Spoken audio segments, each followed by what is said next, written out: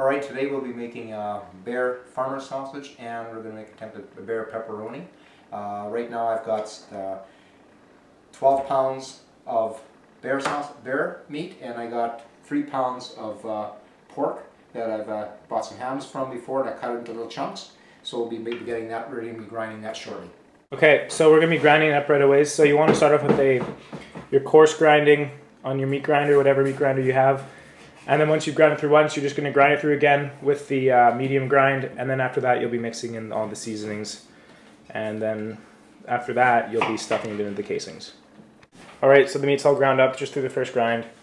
Should look like that. We've kind of intermingled grinding the pork with the bear just to make it easier for mixing later. So we're just going to swap out the grinder on here to a medium-sized one, which looks something like that.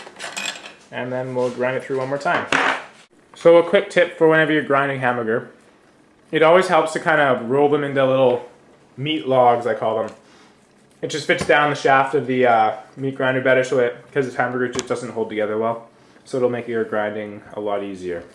Alright, so all I have here is I have my 2 seasonings. This is for my basically farm sausage, and this is hot pepperoni. So any seasonings that you guys buy is going to be, the instructions for how much you use and whatnot is going to be on the package. So for this it was like 5 ounces for 10 pounds and anything like that, but that's not going to be consistent for all different seasonings, so just all the instructions on the package. The meat has been ground through the coarse grind and medium grind, and so then now the seasonings are going to be mixed up into the meat, and then it will be going into the stuffings and going in the smoker after that. Here we have the 2 batches of meat. That's the pepperoni, this is the farmer. We just got the spices in there. You're going to mix it by hand. Make sure to mix it really, really well, otherwise you're going to get kind of patches of too much flavor in some places and some where you're not going to have enough. Some people will have the luxury of having actually an electric mixer. If you have it, great. This is definitely the Armstrong version. Okay, so just getting the casings ready, what you want to do is fill them up, because often they're preserved with salt if you're using real hog casings. So you're just going to fill them up with water and run water through the entire casing. And then once we are finished that, I'll show you how to slide it onto the feeder. So you just fill them up with water and just run it through the entire casing just like that. Okay, here's just feeding it on, so you just slip the end over and then just slowly slide it on, making sure that you don't tear it anywhere. It should go on fairly easily.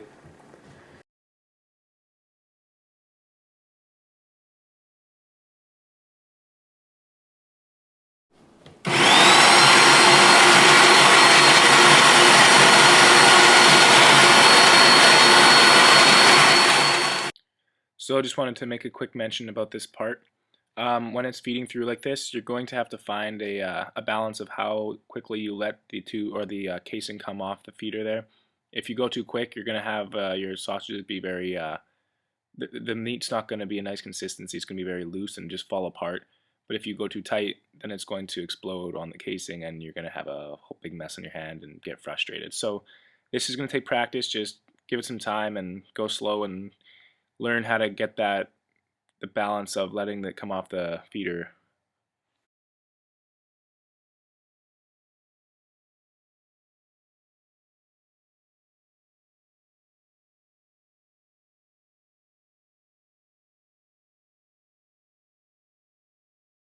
Okay, so for making sausage, right now it's running a little hot, but we got to bring it down. You want it around like 150 for the first couple hours, because you're going to smoke for about an hour or 2.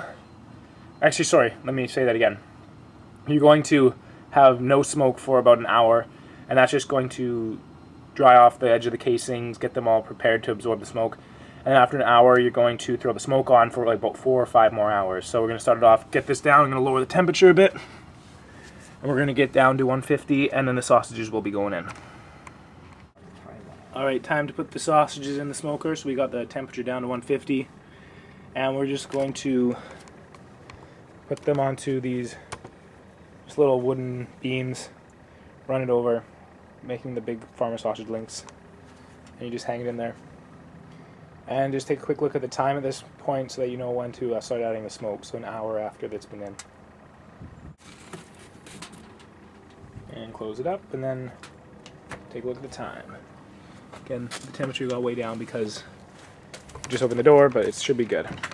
Okay, so now I'm just putting the wood chips on. It's been an hour, so as you can see, the sausages are a little bit dried off. They're not quite so wet on the outside, and that'll help them absorb the smoke flavor a little bit more. So it'll be about 4 hours with the smoke on it, and then they should be done. Okay, so now let's see what we got in here. I wonder if it's too dark to show up in there, but here all our sausages are all done. We'll take them out and we'll show them inside. And here you have it. Beautiful, what we call farmer sausage. Out here, it's smoked farmer sausage. Generally, you take it, you barbecue it with burgers or as an additive to another meal. Okay, so as I mentioned, we had made some pepperoni. So this was in the smoker for about 2 hours, just with smoke, getting some flavor in it, cooking a little bit. And now we're just a little homemade dehydrator we had made. We're just putting it in there until it's all dehydrated and has no more moisture really left in it. So that could take a while. Just be patient with it.